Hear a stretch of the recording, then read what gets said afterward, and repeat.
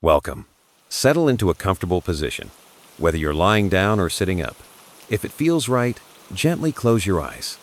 Take a slow, deep breath in. Feel your chest rise as your lungs fill. Then softly exhale, letting go of any tension you've been holding. Before we continue, don't forget to like the video and subscribe to the channel. Also, let me know where you're from and what time you're watching it. Always great to connect with you. Now, take another deep breath in and exhale slowly, releasing any lingering stress.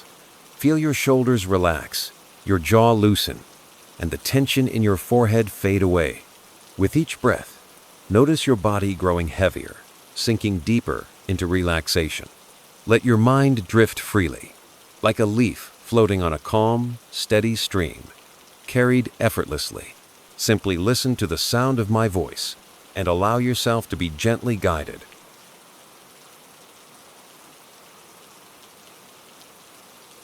The McAllister house, once a beacon of chaotic holiday cheer, now stood in a chilling, unnatural stillness. The snow, a pristine white blanket just hours ago, had turned a malevolent gray under the pallid glow of the streetlights. The wind, a mournful sigh, rattled the bare branches of the skeletal oaks that surrounded the house, each gust sounding like a whispered threat. Kevin, no longer the wide-eyed, resourceful child, was a silhouette against the frosted window pane. He had grown, of course, but not in the way one would expect. The years had etched a gauntness into his face, a perpetual shadow under his eyes. The playful mischief had been replaced by a haunted, distant gaze. He was no longer a boy defending his territory. He was a sentinel, guarding a tomb. The house itself seemed to have changed. It was no longer a warm, inviting home. It had become a labyrinth of shadows, a place where the floorboards creaked with an unnatural resonance, and the air hung heavy with a sense of dread. The festive decorations, left untouched, now seemed grotesque. The twinkling lights casting elongated, distorted shadows, the tinsel shimmering like silver serpents. The once familiar objects, the grandfather clock, the staircase, the basement door, had taken on a sinister aspect, each holding a secret, a memory that clawed at Kevin's sanity. He moved through the house with a silent, predatory grace, his footsteps barely audible on the thick carpets. He carried a heavy, rusted wrench, its metal cold against his clammy hand. He checked every window, every door, every shadowed corner, his senses heightened, his heart pounding a slow, rhythmic drumbeat against his ribs. It wasn't the absence of his family that terrified him. It was the presence of something else. Something unseen. Something that lingered in the corners of his vision. A cold breath on his neck. A rustling in the attic that sounded like dragging chains. He remembered the burglars, Harry and Marv. Their bumbling incompetence. Their cartoonish rage. He had outsmarted them. Humiliated them.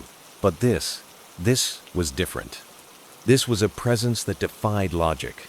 A terror that seeped into the very foundations of the house. He paused at the foot of the stairs, his breath catching in his throat. The air was thick with a metallic tang, a scent he couldn't place, but one that made the hairs on his arms stand on end. He looked up, his eyes tracing the shadows that clung to the banister, the way the moonlight painted the walls with grotesque, shifting shapes. A faint scratching sound echoed from the attic, a sound like fingernails on wood. It was a slow, deliberate sound, a sound that spoke of patience, of anticipation. He gripped the wrench tighter, his knuckles white. He knew he should go up there, confront whatever lurked in the darkness, but a primal fear held him back. A fear that whispered of unseen horrors, of a darkness that would consume him.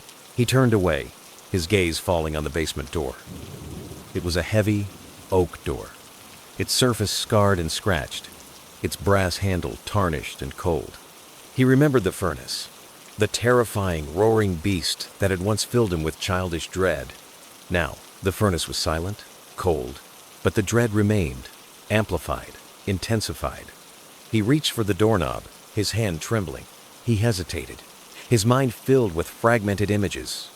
A pair of glowing eyes in the darkness, a raspy, guttural breathing, a cold, skeletal hand reaching out from the shadows.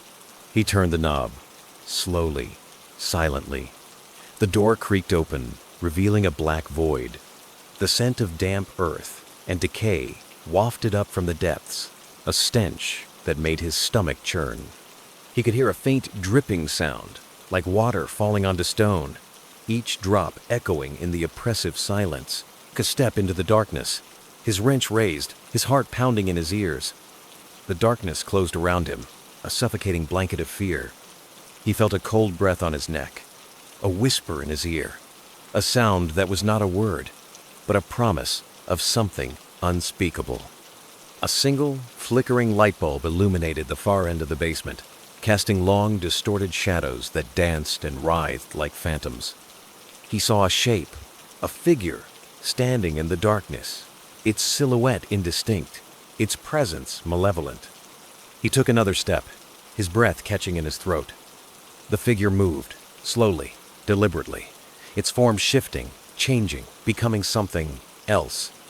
The dripping sound grew louder, more insistent, each drop echoing like a death knell. The air grew colder, heavier, filled with a sense of dread that was almost tangible. He stopped, his feet rooted to the spot, his body frozen in terror. He knew, with a certainty that chilled him to the bone, that he was no longer alone. He was no longer the hunter, but the prey. The figure moved again, its form resolving into something grotesque, something that defied all logic, all reason. It was tall, gaunt, its limbs elongated, its face a mask of shadows and bone. Its eyes, 2 points of malevolent light, burned into his soul. A raspy, guttural voice echoed through the basement, a sound that was not a word, but a vibration, a resonance that shook the very foundations of the house. "You should have left," the voice whispered, a sound that was both near and far, a sound that seemed to come from the very walls themselves. Kevin screamed, a raw, primal sound of terror that was swallowed by the darkness. The wrench fell from his trembling hand, clattering on the concrete floor. The figure moved towards him, its long skeletal fingers reaching out, its eyes burning with an ancient, malevolent hunger. The dripping sound intensified, a relentless rhythm of dread. The shadows danced and writhed, closing in, consuming him. The house held its breath, waiting. The scream, a ragged, desperate sound, died in Kevin's throat, swallowed by the oppressive darkness of the basement. The figure, now clearly defined by the flickering light, stood before him, a grotesque parody of human form. Its skin, stretched taut over skeletal bones, shimmered with a sickly, oily sheen. Its eyes, twin orbs of burning crimson, held an ancient, malevolent intelligence. Kevin stumbled backward, his feet tangling in the unseen debris scattered across the basement floor. He could feel the cold, damp air clinging to his skin, a suffocating shroud of dread. The dripping sound, now a relentless, rhythmic pulse, seemed to vibrate through his very bones. The figure moved, its long, spindly limbs unfolding with an unnatural fluidity. It glided across the concrete floor, its movements silent, predatory. It reached out a hand, its fingers long and gnarled, tipped with sharp, obsidian claws. "You cannot hide," the voice whispered, a sound that seemed to emanate from the very walls themselves. "This house, it remembers." Kevin's mind raced, desperate for logic, for reason, but there was none.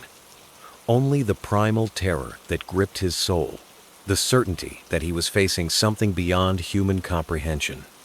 He tried to speak, to form words, but only a choked, gurgling sound escaped his lips. He turned, scrambling through the darkness, his hands outstretched, searching for an escape. He collided with a cold metal surface, the furnace. It was silent, inert, but its hulking presence seemed to radiate a chilling aura. He fumbled for the light switch, his fingers trembling, his heart pounding against his ribs like a trapped bird. The light flickered on, casting a harsh, yellow glow across the basement. The shadows retreated, but the figure remained, its form stark against the pale light. The basement, now illuminated, revealed its true horror. The walls were covered in a network of dark, glistening stains, like dried blood. Tools, rusted and twisted, lay scattered across the floor, their shapes distorted and menacing. In the far corner, a pile of old tattered sheets lay heaped like a shroud. The figure moved again, its movement slow, deliberate, each step a calculated threat. It held its head tilted, as if listening, its crimson eyes fixed on Kevin with an unblinking intensity. "The house, it hungers," the voice whispered, the sound echoing through the basement, amplified by the silence. Kevin, cornered, his back against the cold, metal wall of the furnace, felt a wave of despair wash over him. He knew he couldn't escape. This was no ordinary intruder, no human threat. This was something ancient, something that had claimed this house as its own.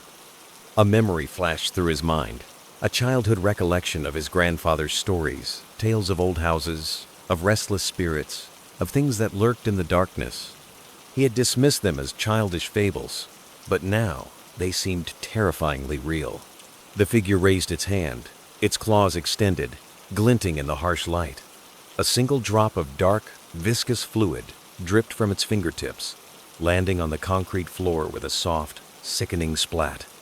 The dripping sound intensified, becoming a deafening roar in Kevin's ears. The shadows seemed to writhe and twist, reaching out, grasping at him. The air grew colder, heavier, filled with a sense of suffocating dread.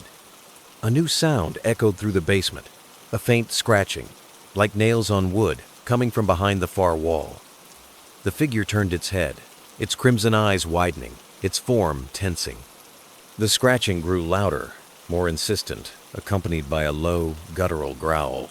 The wall behind the figure began to tremble, to vibrate, as if something was trying to break through. The figure turned back to Kevin, its eyes burning with a renewed intensity. "It is coming," it whispered, its voice filled with a chilling anticipation. The wall splintered, cracking and groaning under immense pressure. A dark, jagged hole appeared, revealing a black void beyond. A pair of glowing yellow eyes emerged from the darkness, their light piercing the gloom like twin daggers. A monstrous form, larger and more grotesque than the first, emerged from the hole, its silhouette a hulking, terrifying shape. Its growl, a deep, resonant rumble, shook the very foundations of the house. Kevin, trapped between two horrors, felt his mind teeter on the edge of madness. The house, once a sanctuary, had become a prison, a battleground for ancient, malevolent forces. The dripping sound reached a fever pitch, a relentless, rhythmic pulse that echoed the pounding of his terrified heart. The shadows danced and writhed, closing in, consuming him, as the new entity moved into the basement. The monstrous figure, a hulking silhouette against the jagged hole it had ripped through the basement wall, exuded a raw, primal terror that dwarfed even the first entity's malevolence.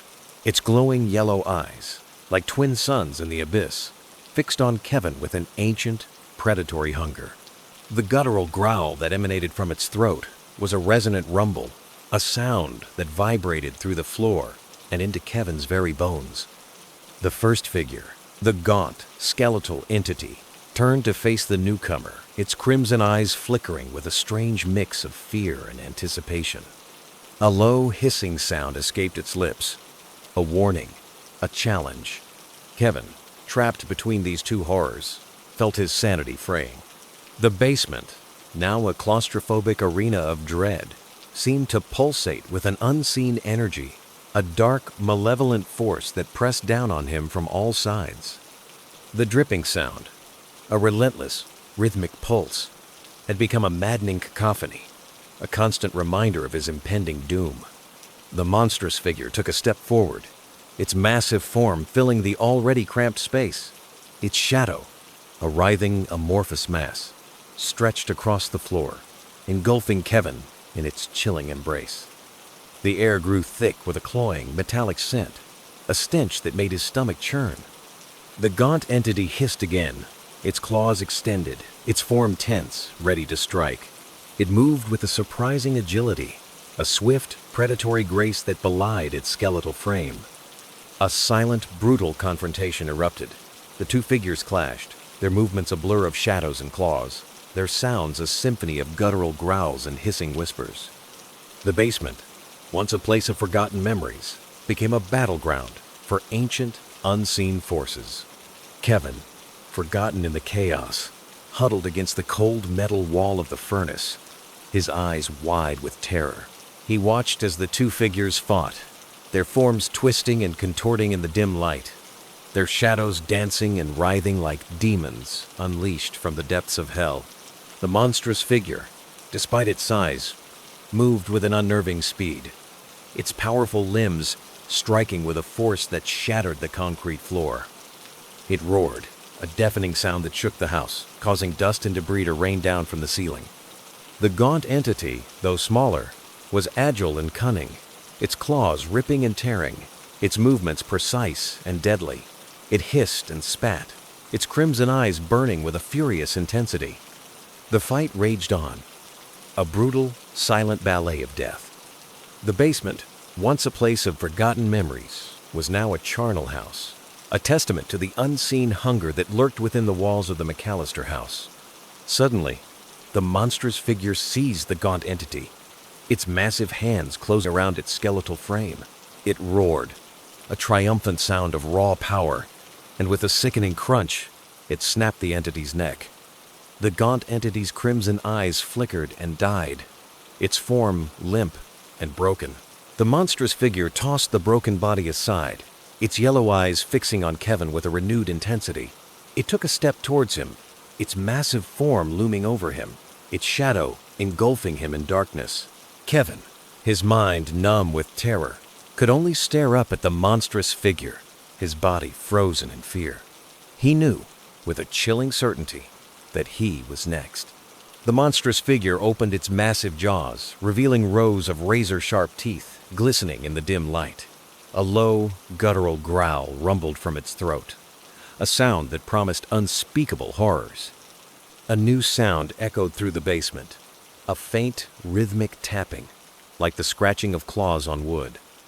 It was coming from the far corner, from behind the pile of tattered sheets. The monstrous figure paused, its yellow eyes flicking towards the sound. It tilted its massive head, as if listening, its growl fading into a low, rumbling purr. The tapping grew louder, more insistent, accompanied by a soft, whispering sound, like the rustling of dry leaves. The pile of sheets began to move, to shift, as if something was stirring beneath them. The monstrous figure turned back to Kevin, its yellow eyes burning with a renewed intensity. It took another step forward, its massive jaws opening wider, its growl growing louder. The sheets erupted, tearing apart as a new figure emerged from beneath them. It was small, frail, its form hunched and twisted. Its skin was pale, translucent, its eyes black, bottomless pits. It moved with a jerky, erratic gait, its claws tapping on the concrete floor. The monstrous figure froze, its growl dying in its throat. It stared at the new figure, its yellow eyes wide with a strange mix of fear and awe. The new figure raised its head, its black eyes fixing on the monstrous figure. A soft, whispering sound escaped its lips, a sound that was both childlike and ancient, a sound that filled the basement with an unnerving sense of dread. "Mine," it whispered, its voice, a dry, rustling sound, like the wind through dead leaves. "This house is mine." The frail, twisted figure, its black eyes fixed on the monstrous entity, exuded an aura of ancient, malevolent power that belied its diminutive size. Its whispered declaration, "Mine, this house is mine," hung in the air, a chilling pronouncement that resonated through the basement's oppressive silence. The monstrous figure, momentarily stunned, let out a low, guttural growl, a sound of confused aggression. It took a hesitant step back, its yellow eyes flickering between the frail figure and Kevin, who remained frozen in terror. The frail figure moved with a jerky, unnatural grace, its claws tapping rhythmically on the concrete floor. It approached the monstrous entity, its black eyes unwavering, Its whispered voice, a dry, rustling sound that filled the basement with an unnerving sense of dread. "You are a trespasser," it whispered, its voice like the scraping of bone on stone. "This house belongs to the shadows. It remembers. It consumes." The monstrous figure, sensing the ancient power radiating from the frail figure, let out a deafening roar, a desperate attempt to assert its dominance. It lunged, its massive claws outstretched, its yellow eyes burning with a furious intensity. The frail figure moved with an impossible speed, its twisted form blurring as it evaded the monstrous entity's attack. It reached out a clawed hand, its fingers tracing a series of intricate symbols in the air. The symbols glowed with a faint, ethereal light, casting eerie shadows across the basement walls.